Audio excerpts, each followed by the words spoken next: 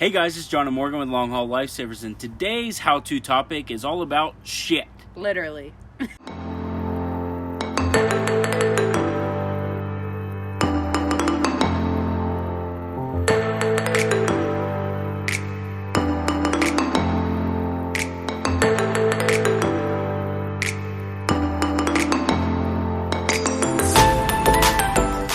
We're going to tell you how we drain our black tank and how we flush it out. Now, we have a system that's a little different than most people do, but I think it works well for us, and a lot of people who have seen how we do it have kind of adapted to this way. So we'll give you an in-depth look at what we do. Right, but first we want to talk about just everyday black tank use. And if you're new to RVing and have no idea what we're even talking about, the black tank is what your toilet empties into, and it's a holding tank until you can either, stop at a dump station, or if you're in an RV park with full hookups, then you can dump it. Typically for us, it's about a weekly basis. Black tanks do work on a pressure system, so you want to make sure that you have it filled up. So that means you never want to leave your black tank open all the time. If you do that, the fluid will drain out, but your solid waste and your toilet paper will build up into a shit teepee. And it's not good. No. If it comes to that, a lot of times they have to drop out your tank and replace them because it's so difficult, and it solidifies and it's difficult to get out. So yeah. It's a gross habit. So literally, like that show, what, Dirty Jobs or whatever. Yeah, you gotta and there's people that take the wands and shove it. It's a hot mess. It's so gross. Whatever you do, keep your tank closed when you are not dumping it. Just for everyday use, always keep it closed. And you want it to get as full as possible. Like I said, this works off a pressure system. So the more water and waste you have in there, it creates more of a pressure. So when you open it up, all that force of the water and all the waste that's above it will flush it all out and make it clean. Yeah, now speaking about what he just said, how to know when it's full. So RVs have sensors inside the tank. Now, the issue is, if you ask any RVer, most of the time your sensors will not read right. So either a piece of toilet paper got stuck on there, or some debris is stuck on the sensor and it's reading a false full or 3/4 or whatever. So we've had friends say, well, how do you know when to dump if your sensors aren't right? If you're having an issue with your sensors, when you flush your toilet, there will almost be like a vacuum bubble that occurs in the toilet bowl, and that's when you know time to dump. So one big thing that people tend to do is put chemicals in their toilet that down into the holding tank that probably they should not do. And the biggest one is bleach. So bleach actually cleans the tank too much.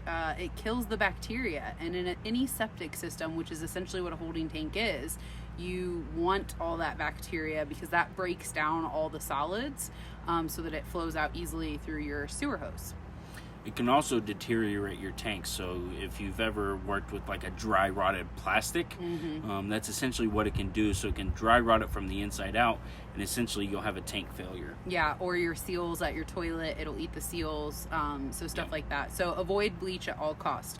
But what we do recommend is any of the RV additives that are specifically designed for black holding tanks, and that will break down all the waste and encourage that healthy bacteria to break it all up. Our favorite, we have used all the brands out there on the market. Our favorite by far is Aquachem, and I prefer it in the bottles, not in the little packets. Yeah, we buy the little individual bottles because one bottle is the perfect size for our tank. So you want to make sure you use the right amount of chemical for the size of your tank. Right. And then also read on there, depending on the size of your tank and the temperature outside. So if it's extremely hot climates, like if we're, say, in Phoenix in the summer, I use 2 bottles in the tank because it helps break it down faster. So just read on the bottle, whatever size your tank is.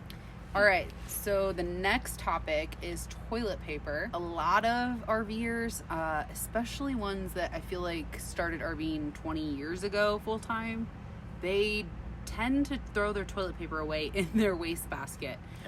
We have never done that. There's no need to do that. If you use the proper chemicals and are flushing properly, it all comes out. There's no issues. But make sure you either use RV or Marina septic safe toilet paper, or regular septic safe toilet paper. Now we have tested both, just buying the regular septic safe toilet paper in like the household aisle, and then we've also tested the RV Marina toilet paper, and it breaks down way better. So we do recommend the RV.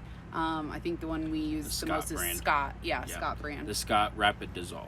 Yes. Is the one that we use. Yeah, and if you want to test it yourself, just fill glasses of water, put a piece of each in, and see which one works better. As always, this is a septic tank, like we said. Do not flush feminine hygiene products, baby wipes, diapers, anything like that, because not only will it cause a huge issue in your coach, but it could cause a huge issue for the rest of the park, clogging their septic system. So a lot of RV parks seem to be built 70s or 80s, and most of them were not on city sewer back then. So a lot of them still are on septics. And when you do flush, you want to make sure that you have more fluid than you do solids. So what we try to do is fill up the tank, the bowl, before we flush it into the black tank. Good? So let's get to flushing.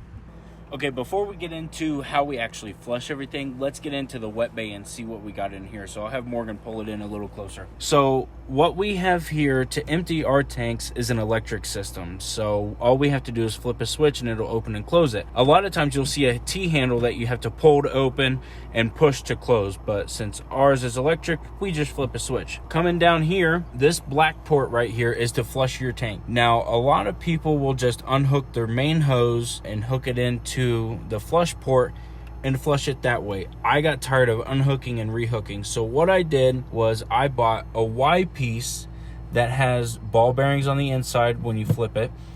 If you do end up going with this system, make sure you get the ball bearing system, not the poly ball, because those do deteriorate, so you don't know if you're actually flushing or not. What I did here is I just did a short piece of hose that comes off the Y and then goes into the black flush. So whenever I want to flush it, all I have to do is turn my main water to the coach off and then flip the flush on. Okay, so now that we've kind of gone over everything in the wet bay, what we do first when we're emptying our black tank is you want to make sure your gray tank is closed, because it can backfill into your gray tank and then you end up with a mess. So always make sure your gray tank is closed first. So normally we will have our black tank closed all the time and our gray tank open all the time, because there's no solid waste, so it's just fluid coming out. It's not a big deal. So make sure this is closed before you open your black tank valve. And to explain what the gray tank is, that's your shower water or dishes water. So it's clean water. It's not sewage. So what we do first is we go ahead and we have our gray tank closed. We open our black tank and we leave that open and let it drain as much as possible before we close it again, and then we do the flush. Now, I know that's backwards from what a lot of people will tell you. The manuals always say to leave your black tank open and then turn your flush on so that it doesn't overfill. Now, us being two people, we're able to have one person inside and one person outside so that we can see when it's actually filling up. I like to do that system best because I know that I'm cleaning the top of the sensors, because I'm letting it fill all the way up. A lot of times, if you're just flushing it with the black tank open, that water won't build up or spray on the top of the sensor. So a lot of times you can have a piece of debris stuck on the 100% sensor and it won't rinse it off. So this system that we have here is the best system we've found for us. Now, it may be different for you, so just do what works best for you.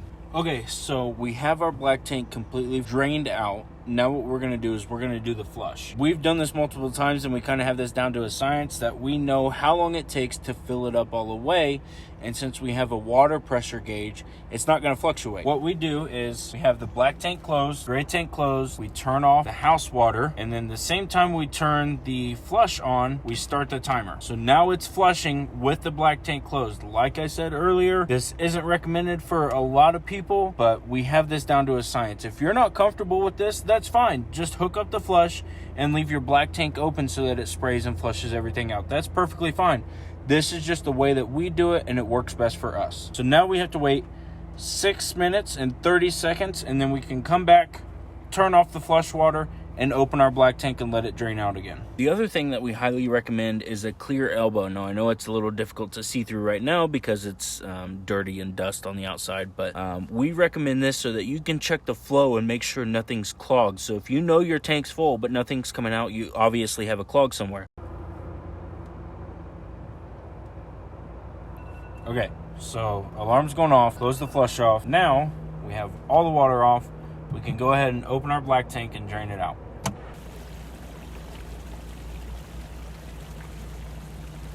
So you can see there's still debris coming out of it, toilet paper and stuff. So you would basically want to continue to flush this until the water runs clear.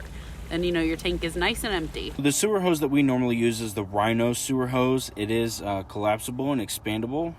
It seems to stand up to the elements that we're in the most, so that's why we normally buy those. Now, when you're setting this up, when we normally have it set up, what we like to do, just for a daily basis, is we like to have a P-trap set up in our system from the sewer.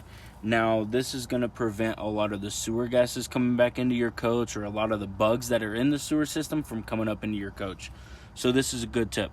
Now, the reason we had it this way is because we go without the P-trap when we are flushing it, so we have a good flow and nothing's going to get trapped in that P-trap. So we only leave the P-trap when we have the gray tank open. Okay, so what we want to do now, the black tank is empty, so what you want to do first is go ahead and close your black tank. Now what we want to do is drain the water out of this line. I don't necessarily believe it, but a lot of people think that this can backfill into the Y piece. Just to be on the safe side, we want to drain all the water that's in this Y piece. So before turning on your coach water, what you want to do is open up your low point drain right here, and that'll empty all the water out of the Y tank, or out of the Y piece. Just let it run for a little bit, drain everything out, and then close that back. So now everything theoretically is drained out of this Y piece, and now we can go ahead and open our house water back to the coach. Now we're going to open back up our gray tank with the black tank closed. What we like to do is we tend to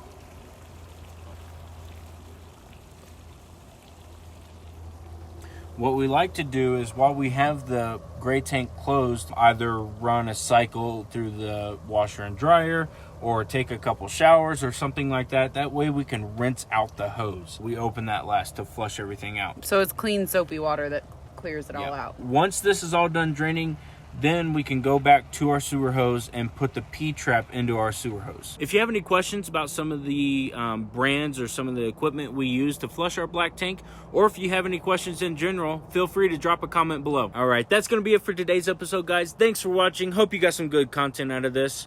Until next time, don't forget to like, share, and subscribe, and then head on over to Instagram and follow us at Long Haul Lifesavers. See you guys. Bye.